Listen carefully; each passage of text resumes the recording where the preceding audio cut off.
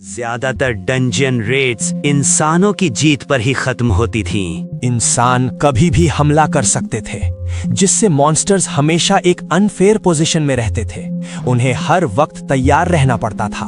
तो आखिर में बार बार होती लड़ाइयों ने डंजन्स को तेजी से कमजोर कर दिया। लेकिन जैसे जैसे वक्त के साथ अनगिनत डंजियंस पर सक्सेसफुली रेड किया गया और उन्हें बनाया गया, कुछ ऐसे एक्सेप्शनल डंजन्स का होना जिन्हें इंसान जीत नहीं सकते थे, एक तरह से काफी ओब्वियस था। इन्हें कहते थे द ग्रेट ईविल डंजियंस, या साफ तौर पर कहें तो 7 ग्रेट ईविल डंजियंस। ये 7 ऐसे डंजियंस थे जिन्हें इंसानियत ने अजेय मान लिया था, और उनको ख्यात 7 में से भी सबसे खतरनाक था डीमनिक रेल्म्स का प्राइमोर्डियल कोर, जहां दर्जनों क्रिएचर्स डंजियन की रखवाली करते थे, और वहां 3 रास्तों के गेटकीपर्स इंतजार में थे।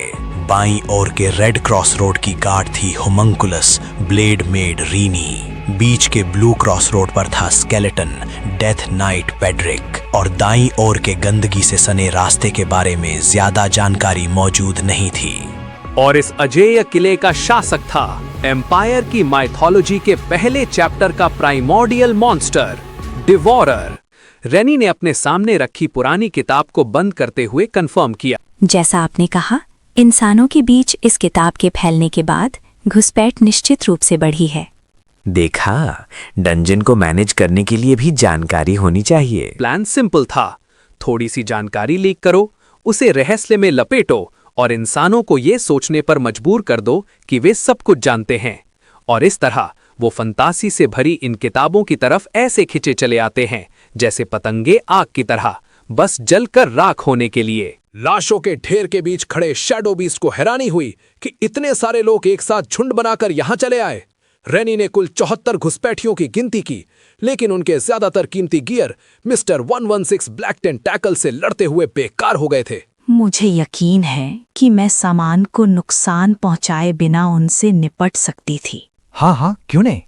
ये कहते हुए उसका शरीर एक बैंगनी परछाई के घूमते हुए बवंडर में बदल गया। एक घूमती हुई परछाई से शैडो बीस्ट ने एक इंसानी रूप ले लिया।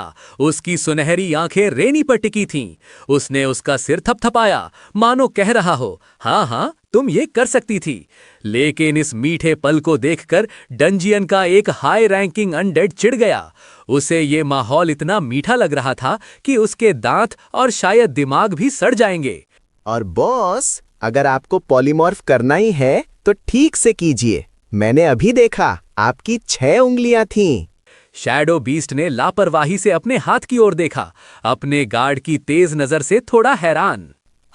तुम सही हो, सचमुच है। स्केलेटन गार्ड ने बॉस की डरावनी मुस्कान को देखते हुए सोचा कि कम से कम ये पिछली बार से तो बेहतर है जब उसके 40 से ज्यादा दांत थे।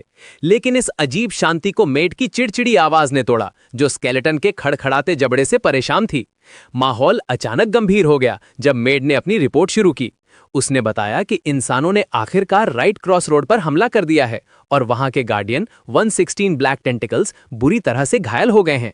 शैडो बीस्ट ने बेफिक्री से इस खबर को खारिज कर दिया। उसे टेंटिकल्स की रीजेनरेटिव पावर्स पर पूरा भरोसा था। उसने लापरवाही से कहा कि अगर वो ठीक नहीं हुआ तो वे बस एक नया गेटकीपर रख लेंगे। बॉस, तो फिर जब आप हायरिंग कर रहे हो तो मुझ पर एक फेवर करना और 2 को हायर कर लेना, ताकि मैं भी क्विट कर सकूं। तुम क्या बात कर रहे हो? तुम्हारा कॉन्ट्रैक्ट लाइफ के लिए है। बात बदलकर बॉस ने सोचा कि इंसान सिर्फ उसके राइट क्रॉस रूट पर ही क्यों आ रहे हैं। स्केलेटन ने आशंका जताई कि वे शायद एक नई रेड फोर्स बना रहे हों। रेने ने आशंका जताई कि आजकल के इंसान टेलीपैथी जैसे कम्युनिकेशन मैजिक का इस्तेमाल करते हैं, इसीलिए राइट क्रॉस रोड की कमजोरी की खबर शायद पहले ही फैल चुकी हो। ये सुनते ही शैडो बीस्ट ने मेज पर हाथ पटकते हुए फैसला किया। उन्हें भी उसी हिसाब से प्लानिंग करनी होगी और पोजीशन बदलने का हुक्म दिया। उसने रेनी को राइट के फिल्ड क्रॉस रोड की देखभाल करने के लिए कहा, यह सोचकर कि रेड फोर्स उसे खाली समझकर वहीं हमला करेगी। मैं वहां आने वाले किसी भी दुश्मन को रोक सकती हूँ, मिस्टर डिवाउरर। फिर उसने पेड्रिक को रेनी की पुरानी पोस्ट लेफ्ट के रेड क्रॉस रोड पर भेज दिया। बॉस ने समझाया कि जब इंसानों को पता चलेगा कि रेनी अपनी जगह पर नहीं है तो वे उस पोस्ट को कमजोर समझकर हमला करेंगे जहां पेड्रिक उनका इंतजार कर रहा होगा। इस तरह वे 2 हमलों को एक साथ रोक सकते थे। 1 मिनट, बॉस, पेड्रिक ने चिंता जताई कि अगर इंसान बीच वाले ब्लू क्रॉस रोड पर हमला कर दें तो क्या होगा। उस बारे में हम कुछ नहीं कर सकते। उन्हें मेरे साथ एक डेट एंजॉय करनी होगी। बॉस की इस बात पर जहां रेनी की आंखें खुशी से चमक उठीं, वहीं स्केलेटन को यह प्लान कुछ अजीब लगा। जब यह जरूरी मामला सुलझ गया तो रेनी ने अगला मुद्दा उठाया, उस तलवार का क्या करना है। बॉस ने पूछा कि कौन सी तलवार, तो रेनी ने उसे रेड फोर्स के लीडर की तलवार की याद दिलाई। स्केलेटन ने बताया कि ऐसी तलवारें रखने वाले लोग काफी मजबूत रहे होंगे। ये कहते हुए उसने मलबे के ढेर से एक चमकती हुई तलवार बाहर निकाली। स्केलेटन ने उस चमकती हुई तलवार को 36वां मास्टरपीस बताया, जो इंसानों के बीच एक मशहूर हथियार था। लेकिन बॉस ने उसे 36 घटिया पीस कहकर मजाक उड़ाया, जैसे वो कोई मामूली चीज हो। बॉस को इंसानों की चीजें अच्छी लगीं, पर उसने सोचा कि इसे वापस उनके हाथ लगने देने का कोई मतलब नहीं है। एक पल की खामोशी के बाद उसने तलवार पेड्रिक की तरफ बढ़ा दी। पेड्रिक, तुम भी तो तलवारें चलाते हो, है ना? तुम ही इसे इस्तेमाल क्यों नहीं कर लेते? पेड्रिक खुशी और हैरानी से अवाक रह गया। उसे यकीन नहीं हो रहा था। सच में? पेड्रिक खुशी से हंस पड़ा। बॉस का ऑर्डर सुनकर उसके पास कोई और चारा नहीं था। ये जगह प्राइमोर्डियल कोर थी, एक खतरनाक होमुनकुलस मेड, एक जानलेवा डेथ नाइट और एक विशालकाय पुराने मॉन्स्टर का घर। पेड्रिक, अब जब मैंने तुम्हें तलवार दे दी है तो अपनी पसलियों में छिपाया हुआ वो रेजिग्नेशन लेटर फाड़ दो। ये हैं कोर के मेंबर्स। रेनी, जिसे सिर्फ डिवाउरर की फिक्र है। पेड्रिक, डंगॉन की इकलौती अंतरात्मा जो बॉस को परेशान करने में माहिर है। और डिवाउरर, एक पुराना मॉन्स्टर जो आलस का दूसरा नाम है। मीटिंग का एजेंडा था लूटे हुए सामान का बंटवारा। पेड्रिक ने डिवाउरर से बची हुई इनकम के बारे में पूछा। डिवाउरर ने बेफिक्री से जवाब दिया कि जो इस्तेमाल कर सकते हैं वो रख लें और बाकी को अगले शिकार को फंसाने के लिए चारे की तरह इस्तेमाल करें। रेनी ने खुशी खुशी ये काम संभाला, लेकिन फिर एक नया पॉइंट उठाया, मैजिक टूल्स। उसने सुझाव दिया कि मैना स्टोन्स निकालकर बेच दिए जाएं। इस आइडिया ने डिवाउरर की दिलचस्पी जगा दी। एक पल सोचने के बाद उसने एक ऐसा प्रस्ताव रखा जिसने सबको सन्न कर दिया। तो फिर मैं इंसानों के गांव जाकर आता हूं। क्या सच में? उनके हैरान रिएक्शन को देखकर डिवाउरर खुद चौंक गया। डर के मारे पेड्रिक ने तुरंत सुझाव दिया कि रेनी को जाना चाहिए। पेड्रिक ने घबराते हुए वजह बताई। डिवाउरर का इंसानी ट्रांसफॉर्मेशन परफेक्ट नहीं था और उसकी पूंछ अभी भी दिख रही थी। इस लॉजिक के आगे डिवाउरर को हार माननी पड़ी। चिढ़कर उसने रेनी को जाने की इजाजत दी, लेकिन एक शर्त पर। ठीक है, तो फिर बहुत सारी यमी चीजें खरीद कर लाना। और इसी के साथ रेनी इंसानी गांव के लिए रवाना हो गई। बाहर का मौसम काफी अच्छा था, जो उसके मिशन के लिए एक परफेक्ट शुरुआत थी। जाने से पहले वो एक मुस्कान के साथ आखिरी बार पलटी, मैं वापस आऊंगी मेरे डिवाउरर। और फिर वो उस अनजान दुनिया की तरफ बढ़ गई, अपने पीछे डंगन को छोड़कर। इंसानी गांव पहुंचकर रेनी अपनी पहली दुकान में दाखिल हुई। एक हट्टे कट्टे दुकानदार ने उसके मैना स्टोन्स को परखा, पर अफसोस के साथ उन्हें खरीदने से मना कर दिया। रेनी के पूछने पर उसने वजह बताई। उसने एक छोटा बी रैंक मैना स्टोन दिखाते हुए समझाया कि इसे खरीदने में एक आम इंसान को 10 साल लग जाते हैं, और रेनी के पत्थर तो उससे भी कहीं बड़े और कीमती थे। ऐसे स्टोन सिर्फ रॉयल पैलेस या मेस टावर के हाई रैंक वाले ही इस्तेमाल कर सकते थे।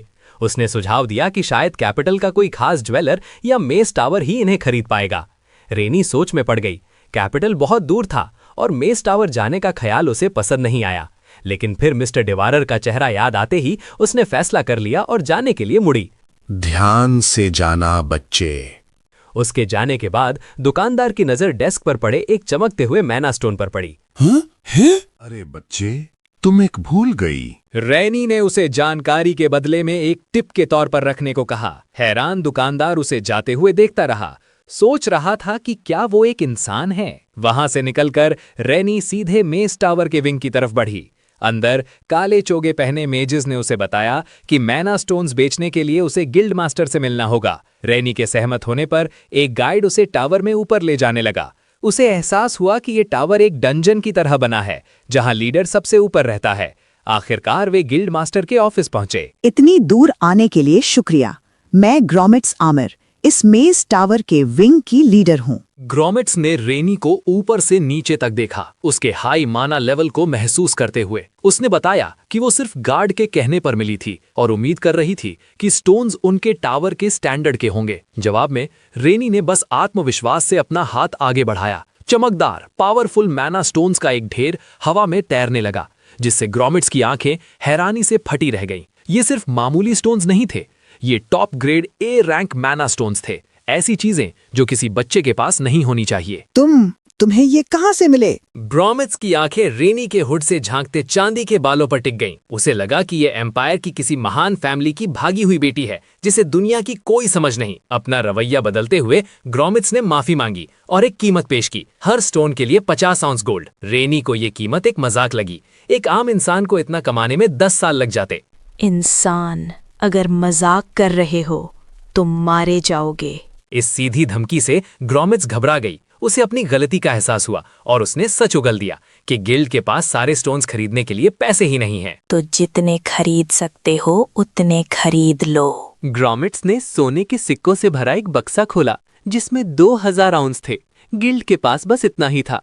कैश की कमी को पूरा करने के लिए उसने एक प्रस्ताव रखा, बाकी मैना स्टोन्स के बदले में कीमती चीजों का ट्रेड। क्या तुम श्योर हो कि ये आइटम्स कीमती हैं? उन्हें बेचना आसान होना चाहिए। ग्रोमेट्स ने रेनी को भरोसा दिलाया और उसे मेस टावर के एक खास हिस्से में ले गई, जहां आमतौर पर बाहरी लोगों को आने की इजाजत नहीं थी। वे टावर के स्टोरेज रूम में पहुंचे, जो खजानों से भरा था। ग्रोमेट्स ने 3 चीजें पेश की: मेजेस के लिए बनाया गया एक डायमंड टियारा, जहर का पता लगाने वाला एक लिविंग ब्लैक पर्ल और एक रहस्यमयी एल्केमी पर्ल। एल्केमी पर्ल का नाम सुनते ही रेनी ने नफरत से मुंह बना लिया। उसकी प्रतिक्रिया देखकर ग्रोमेट्स ने जल्दी से एक दूसरी चीज पेश की, एक दिल के शेप का दमकता हुआ जेम। उसने उसे स्कारलेट लव स्टोन बताया, एक ऐसा जेम जो प्यार को पूरा करने में मदद कर सकता है। ये सुनते ही रेनी की उदासीन आंखें हैरानी और बेताबी से चमक उठी।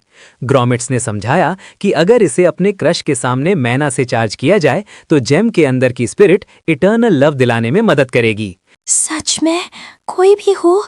रेनी ने कसकर जेम को पकड़ लिया और ग्रोमेट्स ने मेज टावर मास्टर के अपने टाइटल की कसम खाते हुए इसकी ताकत की गारंटी दी। ग्रोमेट्स ने मुस्कुराते हुए समझाया कि ये जेम बहुत कीमती है, इतना कि ये सम्राट का दिल भी चुरा सकता है। कीमत सुनते ही रेनी का चेहरा उतर गया, उसकी आंखों में मायूसी छा गई।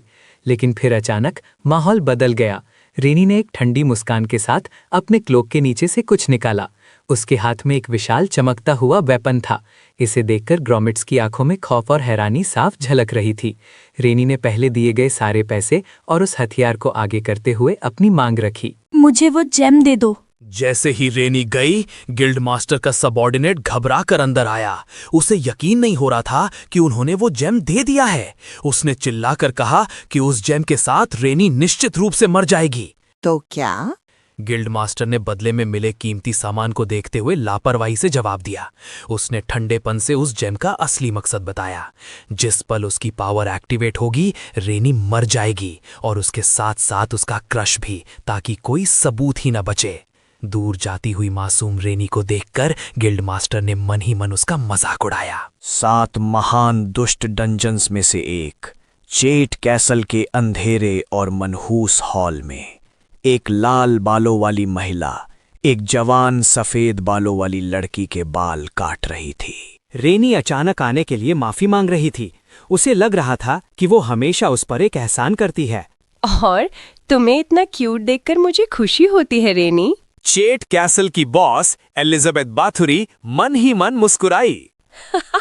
अगर सोर्स ही सुंदर हो तो कोई फर्क नहीं पड़ता कि मैं क्या करती हूँ, इंसान फिर भी अच्छा ही लगेगा। उसकी बातों से रेनी शर्मा गई, जबकि एलिजाबेथ खुशी से अपना काम करती रही। आईने में रेनी के अक्स को देखते हुए एलिजाबेथ ने सोचा कि उसे रेनी से कितनी जलन होती है, क्योंकि उसका खूबसूरत चेहरा कभी बूढ़ा नहीं होगा।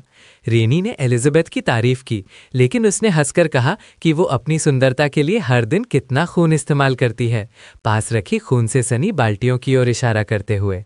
माहौल बदलते हुए एलिजाबेथ ने रेनी से पूछा कि वो इस वक्त उसके बारे में क्या सोचती है। बेशक, हाल ही में मैंने जितनी भी औरतों को देखा है, उनमें आप सबसे खूबसूरत हैं। जवाब से खुश होकर एलिजाबेथ ने शर्माती हुई रेनी को अपनी ओर खींच लिया। उसे यकीन दिलाया कि अब उसे कोई भी मना नहीं कर पाएगा। वैसे रेनी, तुम किसके लिए इतनी सुंदर दिखना चाहती हो? क्या तुम किसी को कन्फेस करने का सोच रही हो? एलिजाबेथ के सवाल के साथ ही रेनी के हाथ में गुलाबी क्रिस्टल चमक उठा। एक कन्फेशन। हाँ, मैं कन्फेस करने जा रही हूँ। एलिजाबेथ का मुंह खुला का खुला रह गया। उसने मजाक में पूछा था, लेकिन रेनी का जवाब सुनकर वो चौंक गई। अविश्वास में उसने पूछा कि वो किसे कन्फेस करने जा रही है। मिस्टर डिवोरर को। ये सुनकर एलिजाबेथ को लगा कि रेनी एक होमनक्यूलस होने की वजह से कोई भद्दा मजाक कर रही है, लेकिन रेनी पूरी तरह सीरियस थी। चिढ़कर एलिजाबेथ ने पूछा कि उसे डिवावरर में क्या पसंद है, जिसमें कोई अच्छी बात ढूंढना भी मुश्किल था। रेनी की आंखों में डिवावरर दुनिया का सबसे भरोसेमंद शख्स था, एक चमकता हुआ शानदार हीरो। एलिजाबेथ ने बेमन से माना कि वो भरोसेमंद तो था, लेकिन उसका आलस उसे एक खूबी पर भी पानी फेर देता था, और वो भरोसेमंद हीरो इस वक्त जमीन पर पड़ा खर्राटे ले रहा था। रेनी ने डिवावरर की सारी कमियां गिनानी शुरू कर दी। वो आलसी था, सुअर की तरह खाता था, खर्राटे लेता था और उसमें अक्ल की भी कमी थी। एलिजाबेथ को यकीन नहीं हुआ। ये सब जानने के बावजूद रेनी उसे पसंद करती थी, लेकिन रेनी की आंखों में कोई शक नहीं था। उसने पूरी ईमानदारी से कहा, मैं सच में उन्हें पसंद करती हूँ। रेनी का पक्का इरादा देखकर एलिजाबेथ आखिरकार मान गई। हालांकि उसे अब भी लगता था कि रेनी उससे कहीं बेहतर डिजर्व करती है। अगर वो तुम्हें रिजेक्ट कर दे तो मेरे पास आ जाना। एलिजाबेथ का शुक्रिया अदा करते हुए रेनी ने कन्फेशन क्रिस्टल को कसकर पकड़ लिया।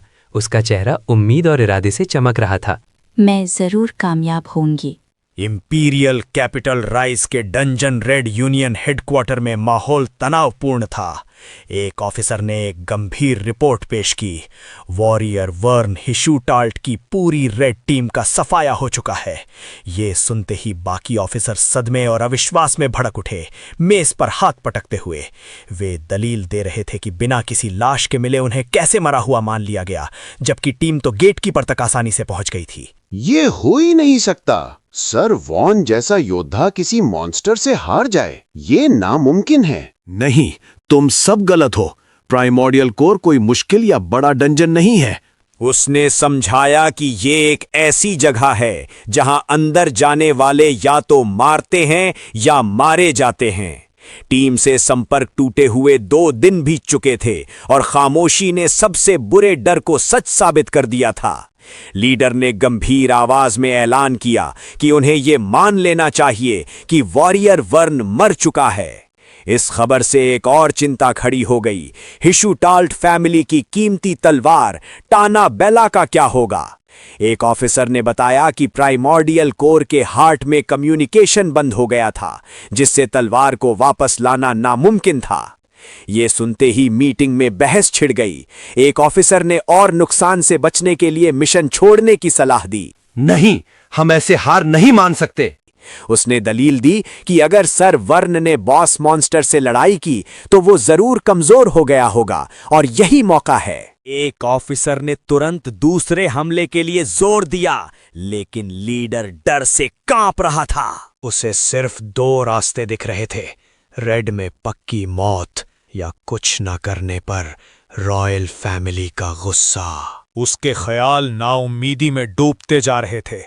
क्या होगा अगर वर्न फाइनल बॉस को जख्मी भी न कर पाया हो? उसने मान लिया कि प्राइमोर्डियल कोर पर हमला करना एक नामुमकिन काम है। तभी एक शांत आवाज ने खामोशी तोड़ी और सबका ध्यान एक चोगा पहने नौजवान की तरफ गया।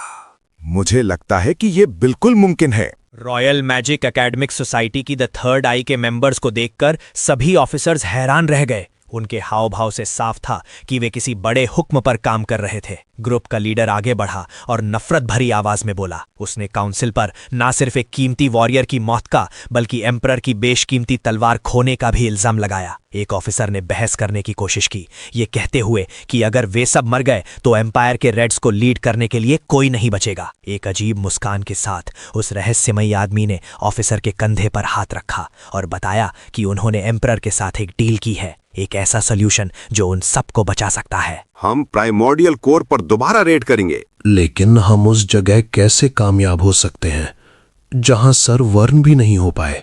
रहस्यमयी आदमी ने अपना सॉल्यूशन बताया। एक ऐसा नाम जिसने कमरे में सन्नाटा ला दिया, निफ्रिम। ऑफिसर सदमे में थे। एक ने घबराकर विरोध किया, निफ्रिम को कई सारी खामियों वाला एक खतरनाक फेलियर बताया।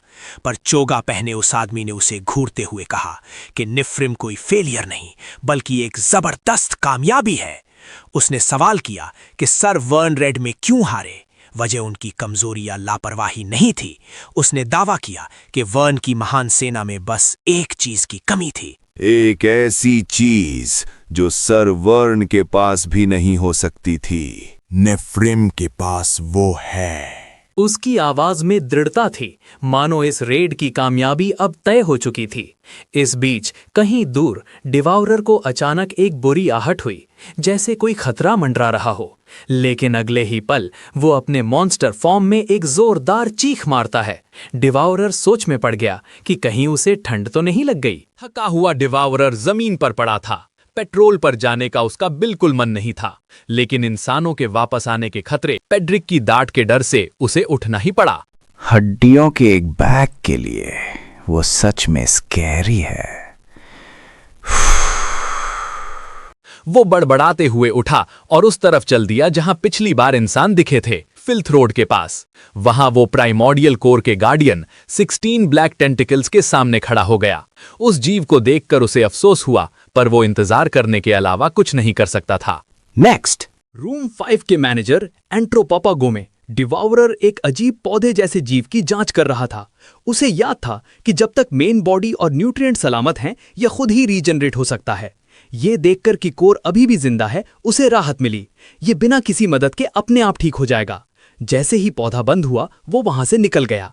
उसका ध्यान अब एक बड़ी समस्या पर था। असली प्रॉब्लम तो पहले से चौथे रूम है जो तबाह हो गए। ये एक ऐसी बात थी जिसके लिए उसे पेड्रिक से डिस्कस करना पड़ता, और उसे लग रहा था कि फिर से डांट पड़ने वाली है। थक कर जम्हाई लेते हुए उसने सोचा कि बाकी सब बाद में देखेगा। क्या मुझे रेस्ट करना चाहिए? भले ही उसने सिर्फ फिल्थ रोड और रूम 5 को चेक किया था, फिर भी वो अपने काम से खुश था। ये सोचते हुए कि उसका पेट्रोल खत्म हो गया है, डिवाउरर गुफा जैसी जगह से बाहर निकलने वाला था।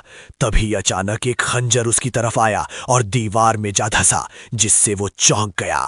अंधेरे से एक धमकी भरी आवाज ने इंसानों को कोसा और उसे वहां से जाने की सोचने से भी मना किया। लेकिन डिवाउरर पर इसका कोई असर नहीं हुआ। तभी रेने घबराहट में दौड़ती हुई आई, उसे डिवाउरर के रूप में पहचान कर चौंक गई। मुझे माफ कर दीजिए, मुझे लगा कि कोई कमजोर इंसान घुस आया है।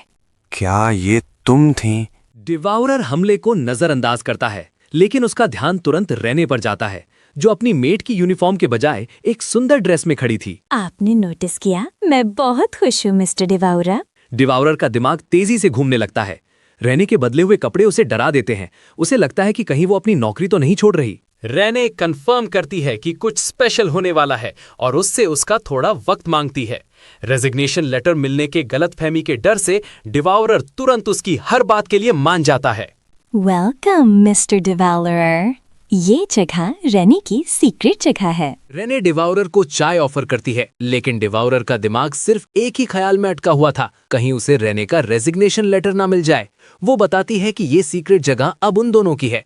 कुछ और कहने से पहले उसकी हिचकिचाहट देखकर डिवाउरर घबरा कर चाय पीता है। मिस्टर डिवाउरर को रेने को अपनाए हुए 80 साल हो गए हैं। हैरान डिवाउरर याद करने का नाटक करता है, जबकि असल में उसे कुछ याद नहीं था।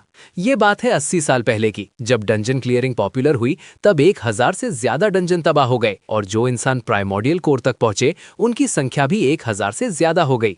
इसी दौरान रेने का रुतबा बहुत बढ़ गया और उसे एक नया निकनेम मिला। डिवाउरर ने रेने की दाहिनी आंख के बारे में पूछा और मन ही मन शुक्र मनाया कि ये इस्तीफे का लेटर नहीं था। ये सुनकर कि उसे याद है, रेने का दिल खुशी से भर गया। डिवाउरर ने आत्मविश्वास से अपनी कुर्सी पर बैठकर कहा कि ये बात हमेशा उसके दिमाग में थी। डिवाउरर ने कहा कि उसे खुशी है कि वो उसे सुरक्षित रख सका, जिस पर रेने ने जवाब दिया, मैं भी थी। ये सुनकर डिवाउरर का खून सूख गया। थी? क्या ये विदाई के शब्द थे? इससे पहले कि वो कुछ समझ पाता, रेने ने उसका नाम पुकारा, जिससे उसकी घबराहट और बढ़ गई। वो मन ही मन प्रार्थना करने लगा कि ये रेजिग्नेशन ना हो। मैं आपको पसंद करती हूँ। आई लाइक यू। डिवाउरर इस अप्रत्याशित कबूलनामे से पूरी तरह से चौंक गया। मुझे आप बहुत पसंद हो। I like you mister Devaurer. Rene ने शर्माते हुए अपनी भावनाओं को व्यक्त किया, ये बताते हुए कि वो 80 सालों से इस पल का इंतजार कर रही थी। पूरी तरह से घबराया हुआ डिवाउरर कुछ कहने की कोशिश करता है। उसकी पूंछ घबराहट में हिल रही थी। डिवाउरर ने उसके कन्फेशन के लिए उसे धन्यवाद दिया, लेकिन उनकी खतरनाक जिंदगी का हवाला देते हुए धीरे से उसे रिजेक्ट कर दिया। निराश होकर रेने नीचे देखती है, ये स्वीकार करते हुए कि उसे इसी की उम्मीद थी, लेकिन वो अपनी भावनाओं को और नहीं रोक सकती थी। ये बहुत डरावना है। अपने हाथ में एक चमकता हुआ दिल के शेप का पत्थर निकालते हुए उसका संकल्प मजबूत हो जाता है। वो किसी भी कीमत पर उसका प्यार चाहती थी। रेनी को डिवावर चाहिए, कोई भी कीमत पर। अचानक रेने डिवावर के सामने वाली कुर्सी पर जोरदार किक मारकर दूर फेंक देती है। प्यार में पागल रेने चीखी कि वो उसे पाने के लिए किसी भी हद तक जाएगी। डिवाउरर घबराकर पीछे गिर गया। उसे शांत होने के लिए चिल्लाया, लेकिन बहुत देर हो चुकी थी। इससे मेरी विश पूरी हो जाएगी मिस्टर डिवाउरर। डिवाउरर की आंखें उस मैजिक पत्थर को देखकर शौक में चौड़ी हो गईं। अचानक कमरे में अंधेरा छा गया। एक गहरी खतरनाक आवाज ने रेने का नाम पुकारा। फर्श पर एक उल्टी कुर्सी और गिरा हुआ कप दिखाई देता है। अभी अभी तुमने मेरे साथ क्या किया? डिवाउरर की काली परछाइयों से घिरी रेने का चेहरा डर से पीला पड़ गया। अंधेरे में डिवाउरर की अनगिनत डरावनी पीली आंखें और नुकीले दांत चमक रहे हैं, जो डिवाउरर के असली रूप को दिखा रहे हैं। क्या तुम मुझे मारने की कोशिश कर रही थी? रेने खौफ से उस भयानक मॉन्स्टर को देखती है। वो मैजिक पत्थर उसके हाथ से गिरकर टूट जाता है। शॉक और कंफ्यूजन में रेने की आंखों में आंसू भर आते हैं। उसे समझ नहीं आता कि ये क्या हो रहा है। क्रिस्टल के टूटे हुए टुकड़ों के बीच से एक काली परछाई जैसी चीज, जिसकी आंखें लाल चमक रही हैं, बाहर निकलती है। पेड्रिक और उसके साथी जमीन पर पड़े डिवाउरर का मजाक उड़ा रहे थे। उसे इंसानों को भगाने के लिए ताना मार रहे थे। तुमने तो रहने को भी भगा दिया। स्केलेटन बॉस का जबड़ा गुस्से से चटक गया। उसकी आंखों में नीली आग जल उठी। अपनी गलती का एहसास होते ही डिवाउरर ने घबराकर पेड्रिक से पूछा कि अब इसे कैसे ठीक किया जाए। ये गड़बड़ तुमने की है, मुझसे सॉल्यूशन क्यों पूछ रहे हो? फिर भी थोड़ा नरम पड़ते हुए पेड्रिक ने एक गुलाबी क्रिस्टल निकाला, लेकिन उसे हाथ में कुचलते हुए साफ कर दिया कि उसके साथ जो हुआ वो डिवाउरर की ही गलती थी। ये सुनकर डिवाउरर ने डर के मारे अपना चेहरा छुपा लिया। जब डिवाउरर ने अनजान बनने का नाटक किया तो पेड्रिक ने उसे उसकी गलती याद दिलाने की धमकी दी। तो वहां पर क्या हुआ था हमें बताया जाता है। पेड्रिक भागता हुआ गुस्सेल डिवाउरर की तरफ जाता है। पास में ही रेनी शैडो टेंटैकल्स में फंसी हुई थी। डिवाउरर के टेंटैकल्स रेनी पर हमला करने वाला था। Boss, calm down! पेड्रिक हमारे हीरो को शांत करने की कोशिश करते हैं, लेकिन उसकी चीख अनसुनी हो गई, क्योंकि हीरो एक भयानक डेविल जैसे रूप में बदलना शुरू हो गया था। बॉस, पेड्रिक चौंक गया। उसके सामने जमीन पर रेनी थी। एक गुलाबी क्रिस्टल टूटी हुई उसके सामने थी। उसके आंखों से आंसू निकल रहे थे। पेड्रिक ने उसे चिल्लाकर होश में लाने और वहां से जाने के लिए कहा, लेकिन उसे तुरंत समझ आ गया कि उसकी आवाज उस तक नहीं पहुंच रही थी। धत तेरे की, वो ऐसी हालत में नहीं है कि शब्द उस तक पहुंच सके। ये फैसला करते हुए कि वो सिर्फ रास्ते में आएगी, पेड्रिक ने उसे सुरक्षित दूरी पर फेंकने के लिए हमला किया, मन ही मन माफी मांगते हुए। जैसे ही वो मुड़ा, एक भयानक बैंगनी बिजली करती और उसे एक अशुभ मौजूदगी का एहसास हुआ। तुम। अंधेरे में पीली स्पाइरल जैसी आंखें चमक रही थीं। उन आंखों ने स्केलेटन नाइट से एक सवाल पूछा, मुझे भी मारने आए हो? प्रेजेंट में पेड्रिक ने उससे पूछा कि क्या उसे अब भी कुछ याद नहीं है। डिवाउरर, जो अब शांत हो चुका था, ने अपनी गलती मान ली। पेड्रिक को उसकी हालत की वजह समझ आ रही थी। जमीन पर गुलाबी क्रिस्टल के टूटे हुए टुकड़े बिखरे पड़े थे, जिनकी चमक अब फीकी पड़ रही थी। कुछ देर बाद जब डिवाउरर अपने होश में आया तो वो एक सुनहरी गुफा में था। उसके मन में बस एक ही सवाल था, मुझे रेनी को ढूंढने जाना चाहिए, है ना? पेड्रिक ने उसे डांटते हुए जवाब दिया, ये याद दिलाते हुए कि मिस रेनी उनकी डंजन के लिए कितनी जरूरी हैं। पेड्रिक ने मिस रेनी के अनगिनत कामों को गिनाया, जिससे ये साफ हो गया कि डंजन की असली रीढ़ वही हैं और उनके बिना डंजन का हाल डिवाउरर के जाने से भी ज्यादा बुरा होगा। ये कड़वी सच्चाई सुनकर डिवाउरर निराश होकर जमीन पर बैठ गया। तो इससे पहले कि बहुत देर हो जाए उसे ढूंढ कर लाओ। पेड्रिक ने उसे हर हाल में रैनी को वापस लाने का हुक्म दिया, चाहे इसके लिए उसे गिड़गिड़ाना पड़े या उसके पैरों में गिरना पड़े। फिर उसने अपना हड्डी वाला हाथ आगे बढ़ाया और अगर तुम उसे ढूंढने जा रहे हो तो ये ले जाओ। उसके हाथ में डेम्यूरा नाम का एक महंगा ब्रेसलेट था जो मैना को स्टेबल करने में मदद करता था। पेड्रिक ने समझाया कि डिवाउरर के शरीर में मैना बैकफ्लो की समस्या के कारण इसका असर शायद कम हो। उसकी अस्थिरता के सबूत के तौर पर उसके हाथ में छठी उंगली फिर से उगाई थी। फिर भी ये ब्रेसलेट कम से कम उसे पॉलीमॉर्फ के दौरान दौरे पड़ने से तो बचा ही सकता था। पेड्रिक की तैयारी देखकर डिवाउरर चिढ़ गया। उसे यकीन नहीं हो रहा था कि पेड्रिक को यह कीमती ब्रेसलेट कहां से मिला। बस रास्ते में मिल गया। पेड्रिक ने उससे रिक्वेस्ट की कि वो इसका गलत इस्तेमाल ना करे क्योंकि ये बहुत मजबूत नहीं है, लेकिन डिवाउरर ने हंसते हुए उसकी बात को नजरअंदाज कर दिया। उसने लापरवाही से ब्रेसलेट को अपनी कलाई पर बांध लिया, जिससे पेड्रिक और भी घबरा गया। जाने से पहले डिवाउरर ने अपनी गैर मौजूदगी में डंजन की जिम्मेदारी पेड्रिक को सौंप दी। तुम्हें 5 दिनों में वापस आना होगा। इंसान जल्द ही पहुंचने वाले हैं। डिवाउरर समझ गया कि उसे हमलावरों के आने से पहले लौटना है। पेड्रिक के मन में एक भयानक ख्याल आया। अगर वो हमलावरों को रोक नहीं पाया और वे उस जगह तक पहुंच गए तो क्या होगा। इस डर के साथ उसने एक बार फिर डिवाउरर को याद दिलाया कि 5 दिन ही सबसे सेफ ऑप्शन है। डिवाउरर नीले और काले ऑरा में घिरकर जाने लगता है और वादा करता है कि वो रेनी को 5 दिनों में वापस ले आएगा। पेड्रिक घबराकर उसे ह्यूमन विलेज में ध्यान खींचने से मना करता है क्योंकि एक डंजन मॉन्स्टर का इंसानों के बीच दिखना अच्छा नहीं होगा। डिवाउरर एक डरावनी मुस्कान के साथ लापरवाही से जवाब देता है, अगर कुछ गड़बड़ हुई तो मैं बस सब कुछ तबाह करके वापस आ जाऊंगा। ये सुनकर पेड्रिक बेबसी में आहें भरता रह जाता है। डिवाउरर के जाने के बाद पेड्रिक समझ गया कि मामला उम्मीद से ज्यादा कॉम्प्लिकेटेड हो गया है। रेनी ने ब्रेकिसेफेलिक टूथ को एक डीमन वाले माना स्टोन के लिए ट्रेड कर दिया था, जिस वजह से बॉस ने अपना आपा खो दिया और लगभग उसे मार ही डाला था। और अगर बॉस को इस बारे में पता चला तो? पेड्रिक के सामने एक भयानक नजारा था, एक सर्वनाश जहां डिवाउरर पूरी इंसानियत को निगल रहा था। खुद को शांत करते हुए उसने ये सोचकर एक न्यूज़ देखा कि अभी मानवता का अंत नहीं हो सकता, लेकिन न्यूज़ पर लिखी एक डिटेल पढ़कर उसकी हैरानी का ठिकाना नहीं रहा। उस पर लिखा था कि डंजन रेड यूनियन 3 दिनों में कोर पर हमला करने के लिए कॉन्फिडेंट है। उसे अपनी पिछली बातचीत याद आ गई जहां उसने 5 दिनों को सबसे सेफ ऑप्शन बताया था। 3 दिन! ये महसूस करते हुए कि सब कुछ गलत हो गया है, उसे लगा जैसे वो पागल हो जाएगा।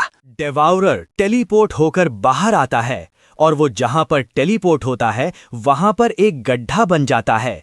थकी हुई आंखों से वो ऊपर शांत नीले आसमान को देख रहा था।